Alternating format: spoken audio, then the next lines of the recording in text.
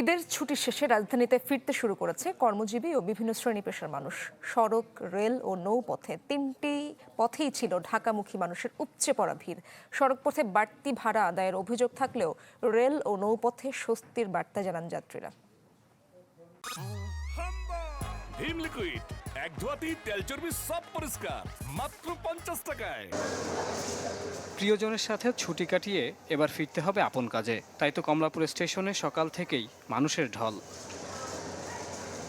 দিনের শুরুতে যাত্রী চাপ বেশি থাকলেও ধীরে ধীরে তা কমতে থাকে। দূরপাল্লার কয়েকটি ট্রেন বাদে বাকি সব সময় মতো ঢাকা পৌঁছায়। আনন্দমুখর যে ঈদটা ছিল, ট্রেন বিপর্যয়ের কারণে আমরা সেই আনন্দটা ফুলফিল করতে পারছি না। ঈদ আমাদের ভালোই কাটছে আলহামদুলিল্লাহ, কিন্তু যাত্রাতে একটু সমস্যা হয়েছে।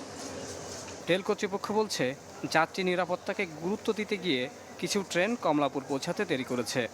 লং রোডের গাড়ি ছিল, আপনারা জানেন যে নীলসাগর, আপনার বুড়িমারি বা রংপুর, এই দুটো তিনটে ট্রেন একটু সামান্য 1 ঘন্টা 45 মিনিট করে বিলম্ব গেছে। বাকি ট্রেনগুলো কিন্তু ঢাকা থেকে রাইট টাইমে গেছে এবং যাত্রীদের স্বস্তিদায়ক ঈদ যাত্রা হয়েছে। আমরা আশা করি যে ফিরতি যাত্রাও স্বস্তিদায়ক হবে ইনশাল্লাহ। একই চিত্র রাজধানীর সদরঘাট লঞ্চ টার্মিনালে। সকাল থেকে ছিল ঢাকামুখী মানুষের ভিড়। বাড়তি ভাড়া আদায়ের কোনো অভিযোগ না থাকায় স্বস্তিতে ফিরেছেন যাত্রীরা। তবে লঞ্চগুলোর ধীর গতি নিয়ে অভিযোগ করেছেন কেউ কেউ। রাত 8টা লঞ্চ ছাইরা মাত্র আসছে।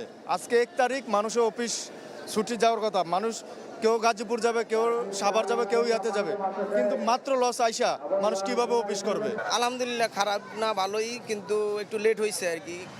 সড়ক পথে ফেরা যাত্রীদের বাড়তি ভাড়া ও যানজট নিয়ে অভিযোগ থাকলেও নিরাপদে পৌঁছাতে পেরে স্বস্তি প্রকাশ করেন তারা।